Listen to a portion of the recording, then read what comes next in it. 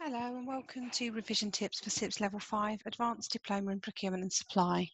This is Module 1, Managing Teams and Individuals, and it's Learning Outcome 5, which is to understand the application of the individual's abilities required to manage the procurement and supply function. So it is difficult in organisational life to admit making mistakes. There can be a fear of failure or looking incompetent, or in some organisational cultures, you get the blame game. But despite the natural tendency to fear mistakes, it's important to put them into context. People make decisions based on the information they have available. No one chooses to make a bad decision. Now, self-development requires us to evaluate our progress, not simply as success or failure, but in terms of willingness to take risks, make mistakes, and evaluate our development as an incremental improvement based on the last attempt. So on the screen, you can see Pawliński's principles to encourage innovation, leadership and effectiveness when learning from your mistakes. So the selection is where you seek out feedback and learn from the mistakes to avoid denial and repetition. Variation is try and seek new ideas. And the survivability is when you're trying something new, do so on a scale where the failure is survivable. But seeking out and accepting feedback can be hard. And as a result, many individuals will avoid doing it. But the role of feedback in an organisation and for personal development cannot be underestimated. It offers an opportunity for individuals to make a choice about their behaviour, and it reveals barriers where preventing individuals from achieving their full potential in the workplace context. Gallup research outlined that in order to perform, individuals need to have job clarity and priorities, ongoing feedback and communication, opportunities to learn and grow, and accountability.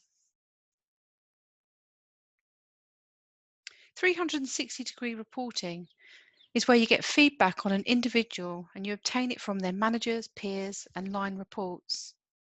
And they're asked to assess an individual against a set of competencies. The aim is to generate honest, accurate feedback for an individual regarding their contribution in relation to performance of the role, as well as teamwork and their job skills. This enables the recipient to develop awareness of their own strengths and learning needs, provides the basis for continuous feedback, self-appraisal and personal development. Raters are kept anonymous to increase the likelihood of honest feedback, and it also influences how individuals receive it. And it can contribute to a culture of accountability within an organisation and support a learning environment that prioritises personal development and growth, resulting in performance improvements at all levels in the organisation. This contributes value to an organisation by improving individual performance and positively contributing to the bottom line. And it can lend credibility to promotion and pay decisions. Needs to be consequences for ignoring feedback and not acting on undesirable results. But it can be undermined by ineffective processes and poor questionnaire designs, lack of participant briefing, and ineffective administration.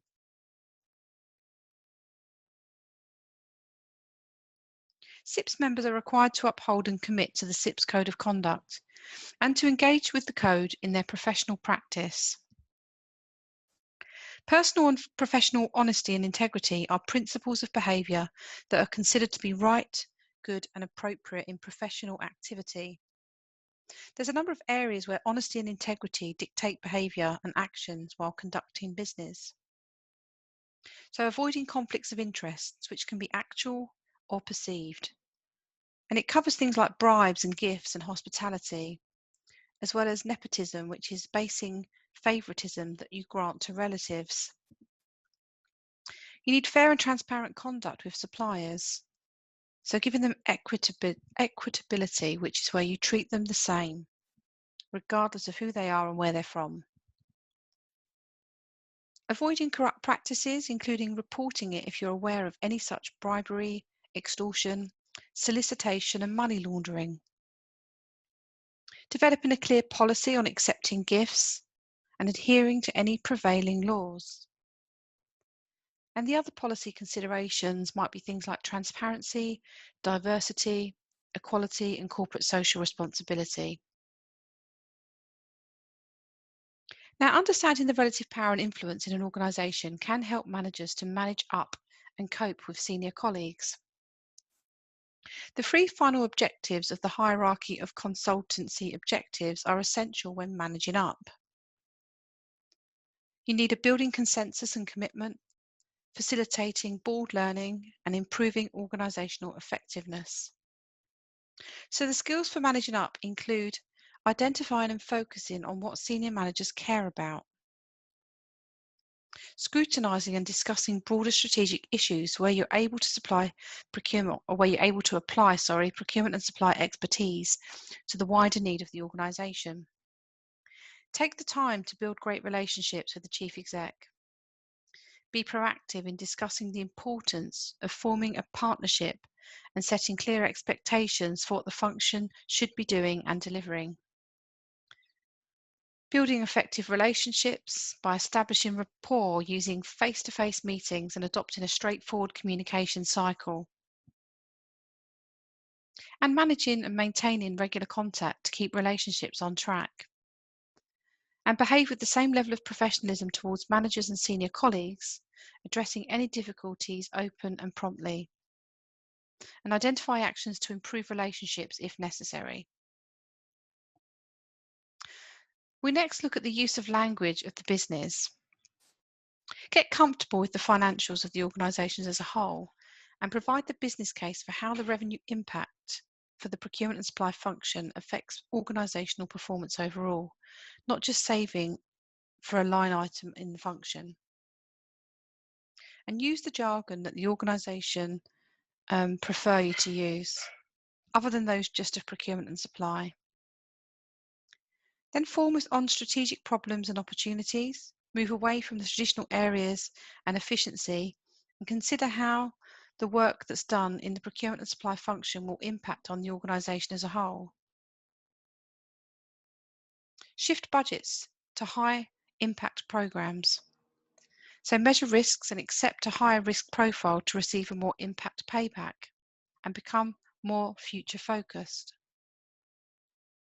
Develop skills like influencing and interpersonal relationships and your listening skills.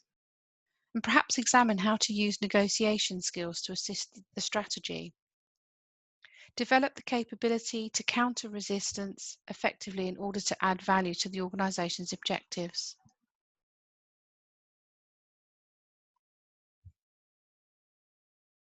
And navigate where power plays. So establish a set of ground rules to apply in the working environment so that they can develop a consistent approach to achieve the same levels of trust, respect and understanding with all colleagues. Manage interpersonal dynamics skillfully and develop individual relationships to help procurement and supply function to reach its goals. Now, there is a symbolic relationship between organisations and their environment. So organisations are responsible for driving change in society, whether through the development of railways, cars, computers, mobile technology or social media.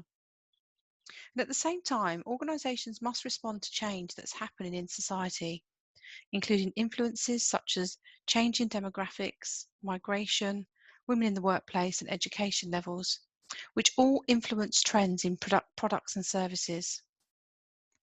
These societal influences are not just changing what organisations do, but also how they do it. And in the UK, trends in cross-generational workplaces, self-employment and gig economy, remote working and growth in portfolio working all impact upon the workplace and the psychological contract of the workforce. Senior and SWALs represented the systematic relationship as two subsystems of the organisational system, the formal and the informal. So the formal subsystem includes elements which are recognisable, such as strategy, organisational design and processes. But the informal subsystem relates to the less tangible elements, such as culture, politics, influence, and leadership. The inputs into the system from the external environment may be transformational or simply readjustments requiring complete reintervention, innovation, or simply a slight adjustment to the response. So the stability of the formal and informal subsystems may also prompt the need for change. A dysfunctional management team or culture will highlight a need for change. And at the same time, if the technology or processes that are not delivering what the organisation needs, then a need for change might again be identified. The output of the organisation will determine whether the organisation is successful. And if demand for products and services reduce, or the market share is lost, then questions about the validity of the strategy or the effectiveness and efficiency of the organisation will be examined. So change management most successfully navigated when the individuals who will be affected by change own it and are involved in it. So the SOAR model, which you can see on the screen, is a strategic planning approach that invites stakeholders to help the organisation to make decisions about their future aspirations, contexts of the organisation. So the inquiry process examines, clarifies and considers the explicit purpose of an organisation and the impact of the customer and stakeholders to set long-term objectives and create strategies. So it has four distinct stages. So the S out of the SOAR is strengths, the O is opportunities, the A is aspirations, and the R is results. So let's start on the strengths. So inquiry into strengths, an external analysis of the opportunities and an internal analysis of the strengths of an organisation. Then the O's, imagine the opportunities. The stakeholders co-create visions and values and missions and agreed desired outcomes to develop the best pathway to sustainable growth. The A for aspirations, you need to innovate to meet your aspirations and create strategic initiatives and strategies and structures and systems, as well as tactical and functional plans. And then R for results, inspire to achieve results, develop an action-orientated plan to achieve those results, which should include metrics for measurable results and implementing continuous improvement.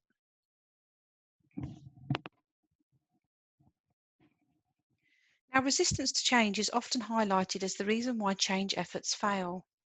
And this could involve a lack of commitment to the change initiative or overt conflict, non-compliance or disruptive behaviour around the planned change. The Kubler-Ross change curve has been adapted from a model for the states of grief. It is a valid explanation of the psychological transitions that individuals experience during change. So let's just assume you're asking somebody to change their working location or their working hours or the system that they use. The first phase of this is that they'll be in denial or shock. They won't actually believe that it's happening. Then they'll get angry and they'll start to ask why, why is this happening? Why have they picked me? Potentially moving into the bargaining stage, which is where they try to fight for things to remain the same or start to make compromises. Okay, so if I do this, will you do this for me in return? And then sometimes they get to a point where you hit a depression, which is quite a dangerous place to be because all of your energy is just drained. But most people do overcome that. They get past that depression stage and realize actually it's not so bad after all, and they accept it. Or they don't, as the case may be, in which case they may very well move on. So organisational development is a people-led change method that is based on behavioural and social science. It uses activities that influence individuals to behave in line with their values and beliefs and delivers sustainable transformational change in line with the goals of the organisation. So releasing this intrinsic knowledge into a collaborative forum that drives decision making and problem solving is great.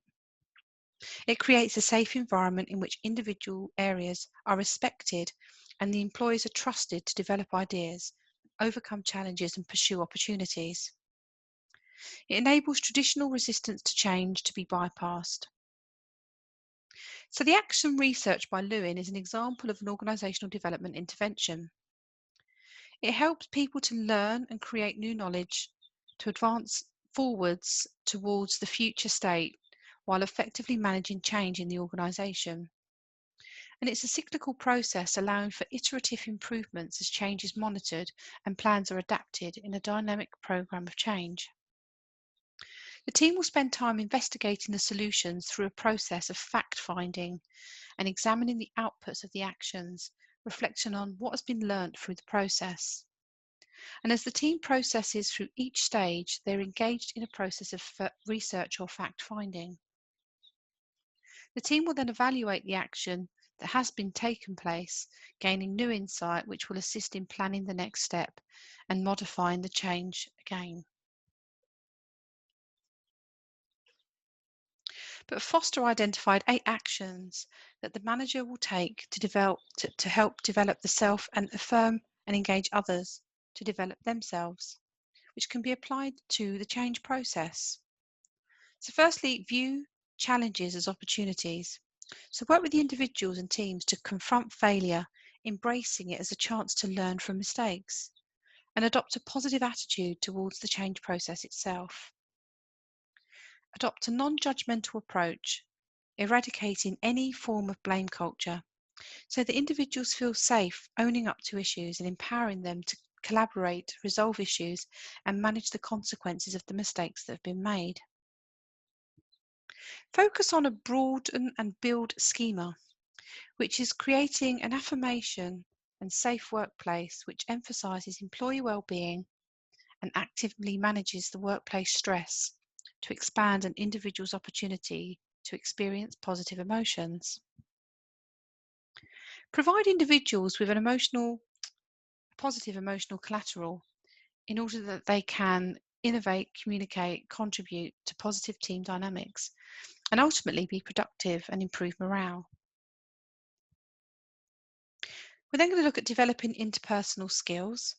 So here you need to spend time with the team members to develop their interpersonal skills, including your communication, influencing, and emotional intelligence. Then appraise personal attitudes and belief systems.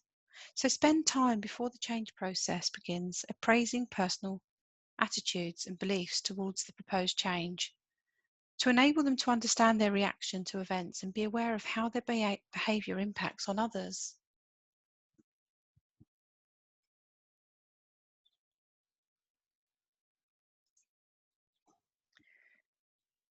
Make employee well-being a desirable goal, developing a workplace that cultivates a culture that's focused on employee well-being. Explore new ideas and possibilities and encouraging the exploration of new ideas, and be deliberate in cultivating team members. Provide opportunities where the team can be curious and inquisitive and investigate new ideas and knowledge which contribute to the change process. And then practice creative problem solving. So provide the team with an opportunity to create problem solving, to generate ideas without it being curtailed by judgment or evaluation. Use yes and to examine ideas from different angles. Now, diversity in the workplace relates to the differences between individuals like race, gender, ethnic group, age, religion, sexual orientation, and disability. Diversity and inclusion also recognises individual differences in terms of values, perspectives, and a multitude of unique thinking.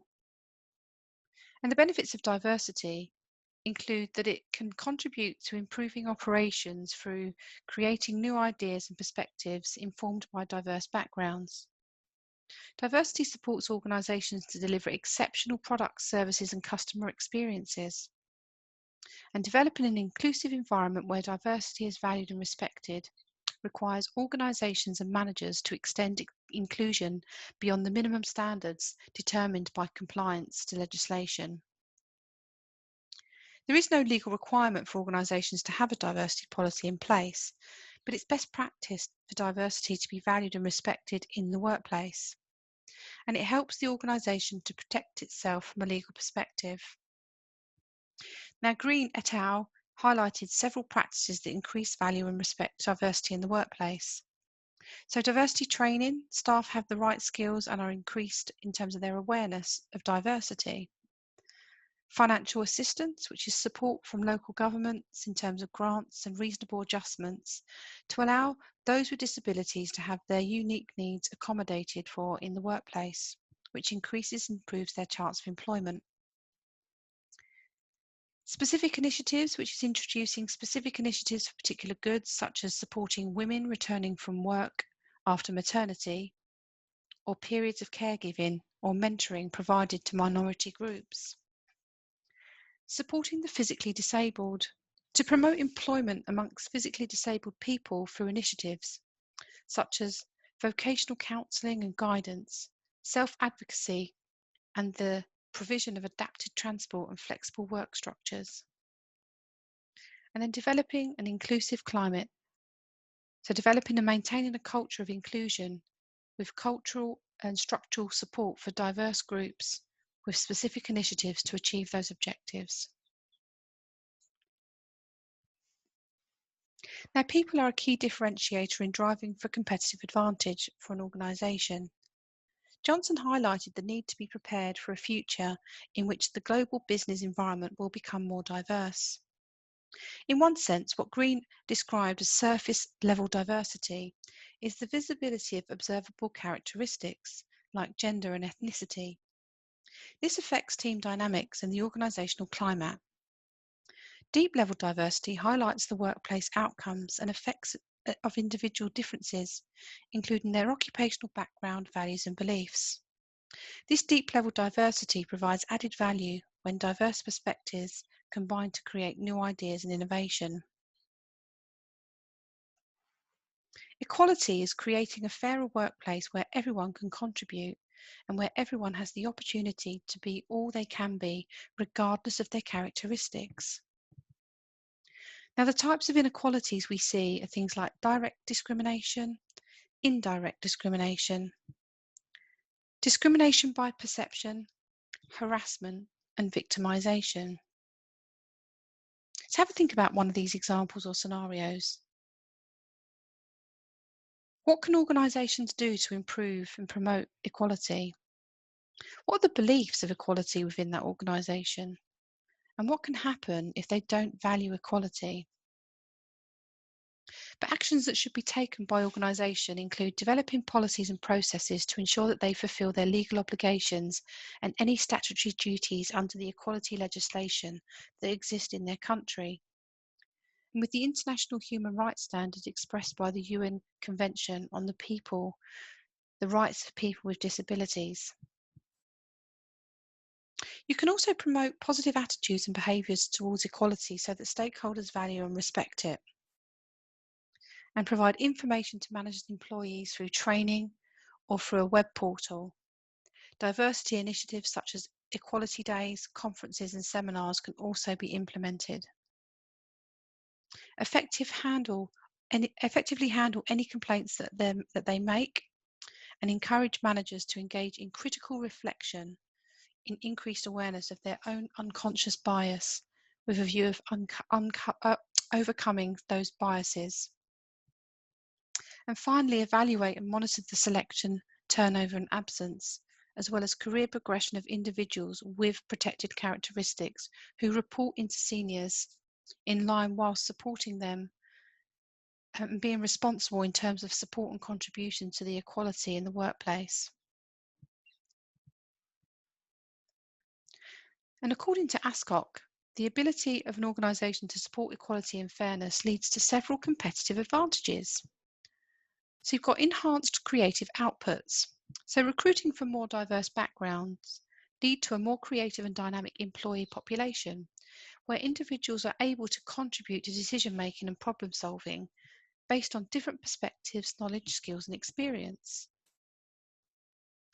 And then retaining your talent. Inclusive climates help individuals to believe that they can bring their whole self to work. And that reduces the turnover and absence of staff and increases the pool of talent the organisation can recruit from.